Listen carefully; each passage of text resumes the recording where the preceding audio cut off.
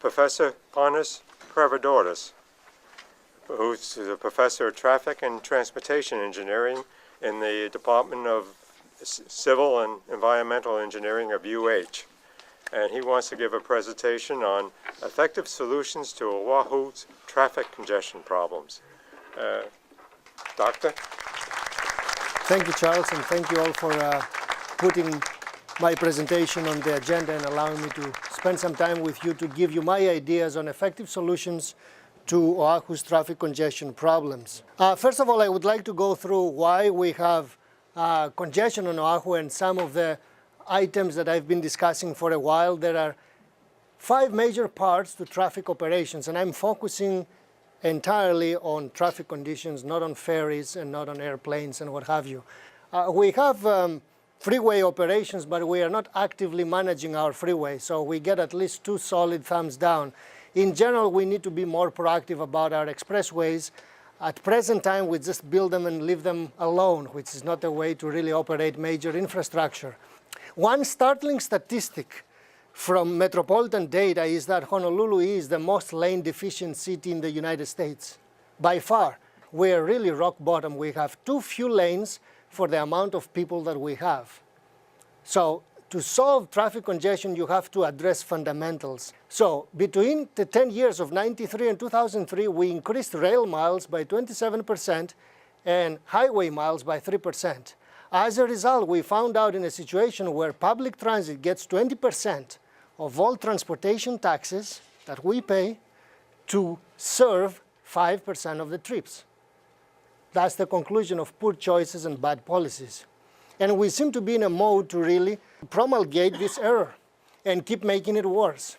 These are statistics from the Federal Highway and American Public Transit Administration. What are they telling us? That in over 40 years, the US doubled in population, but the transit trips remain fairly the same, from about 9 billion trips to about 9 billion trips. Statistics don't lie. But funding for these trips, to keep them in this magnitude, was increased by 5.3 times. At the same time, highway use increased 4.2 times, but the funding for it grew only 2.5 times. So people are using one mode, but we are underfunding it. As a result, the average transit trip costs 10 times more than the automobile, so there is no efficiency. 40 cents per trip on the freeway, $4.2 for the average commuting trip on transit. Okay, this is from Commuting in America, which was a publication by the National Academy of Engineering, the Transportation Research Board, dated 2006. Commuting trips in the United States, if you add together streetcar, subway, and railroad in the United States as we speak, 2006, 2.01% use rail. And this includes the super successful systems in New York City, where people don't have an option and 60% of them go to Manhattan by rail. If you subtract New York City from here, rail is a non-entity as far as serving our metropolitan areas. Nationally, rail is a costly underachiever, but rail has distinct advantages in dense places with huge populations. You see editorial letters in the newspaper. People say, oh, I went to London, to Paris, to Tokyo. Wonderful systems. Well, give me 15 million population and 10 million taxpayers and the density of all those cities, and I'll give you rail. There is a location for it. You know, physical access challenges such as Manhattan and San Francisco. If you have 2, 3, 5 bridges and that's it, you need more capacity to get in. Rail is an option. We don't have that problem. An extremely limited parking supply, like Central Rome, the Coliseum. Where are you going to park? Or Athens in the Parthenon. You cannot go park there, but we don't have these problems. We have parking supply in our central cities. So rail won't solve any traffic problem on Oahu. So let's see what we'll do. And this is the meat in my presentation. I separated in 2, near-term solutions and longer-term, larger solutions. What is the major objective? To remove bottleneck, which on the aggregate would result at least in 1/3 reduction of travel time. And there is a long list of my ideas and other people's ideas that they would relieve bottlenecks along the H1 freeway, which is actually the critical backbone of all our land transportation on Oahu. Fortunately, some of them are getting done. Others are on the back burner, and some others are not even getting done. Bottom line is that if you do these, you should expect your travel time to be reduced by 1/3, which means it takes you back to the early 1980s. That's a substantial improvement for less than probably $200 million. I'll show you some more and then I'll summarize them. One of the ideas that came early on in the 1990s, the contraflow of Dillingham Boulevard. Why can't we do it like Kapiolani? We should be trying it. The computer said that it would work. Improve traffic light or traffic signal timing and coordination. We have a lot of work to do on that. And I know they're trying, but I think they're understaffed, and I don't know if the expertise is all there. Maybe our engineers need to go to visit, Los Angeles and Tampa, for example, and even Hilo, to get some ideas of how to make traffic signals more efficient. This one is better than flex time, to encourage 4 times 10 work shifts. What does that mean? You go to work, instead of going 5 times a day, 8 hours a week, that gives you 40 hours of work, right? You can go 4 times a week times 10 hours of work. 4 times 10 makes the same amount of work. I'm not saying that we should mandate that, but somehow we should provide incentives for that. I have students of mine, past students of mine, who work for the state DOT, and they're mothers, and they love that because they take Monday or Wednesday off to do things with their kids. And that's wonderful because they put in their work, and 1 day a week at random, they just don't commute on peak hours, which is very significant. That's all we need them to do. The rest of the day, they can go do their things, but as long as they are not on the road in the peak hours, then that's good. And sometimes all you need is 5 to 10% traffic reduction to achieve a significant improvement on the freeways.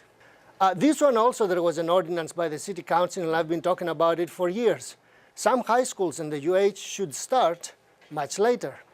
People keep saying that, when the UH starts, traffic is terrible.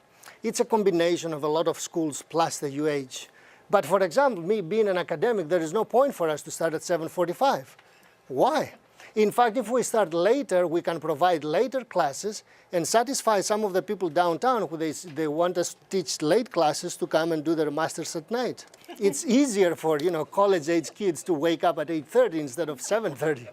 The last thing we need to do is clear accidents much faster. In many cities, they actually do major accidents that they do not include a heavy truck and spills in about 45 minutes, including the investigation. For us, an accident with a fatality takes 4.5 hours. So it's really, we're not even in ballpark. So a lot of improvements need to be made in this respect.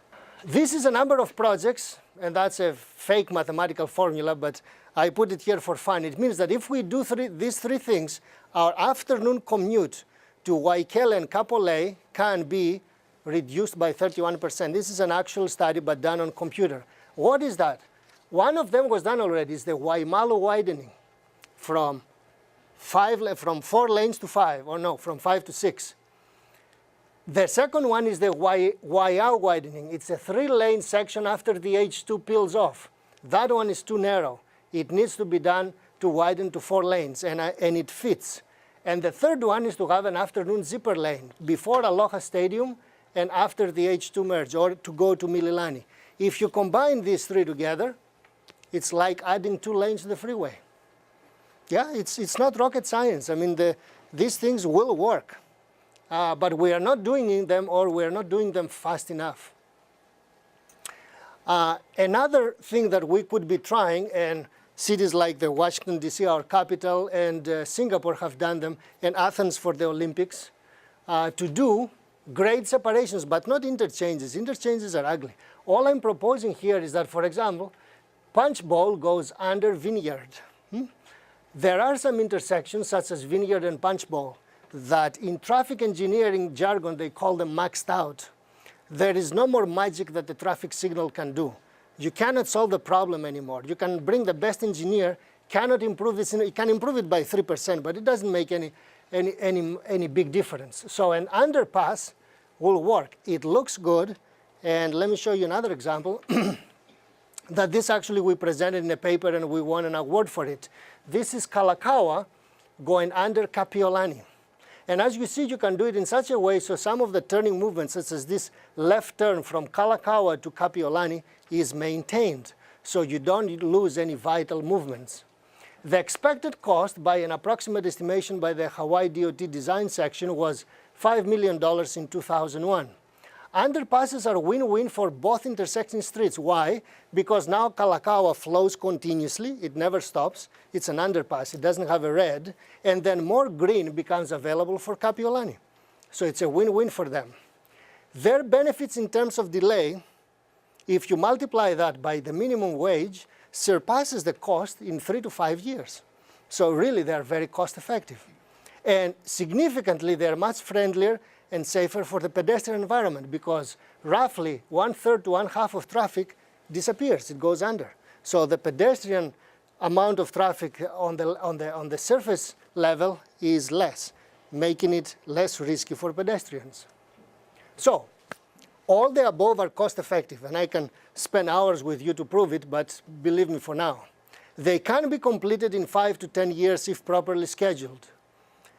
They will provide actual and immediate reduction in congestion. We know that when you add lanes, at least for a while, you get major relief. They have a maximum total cost of $1 billion. And most are eligible for 80% federal funds. So the local outlay in terms of taxes would be under $350 million. So we're not talking about here in the billions and huge expenses and huge new taxes.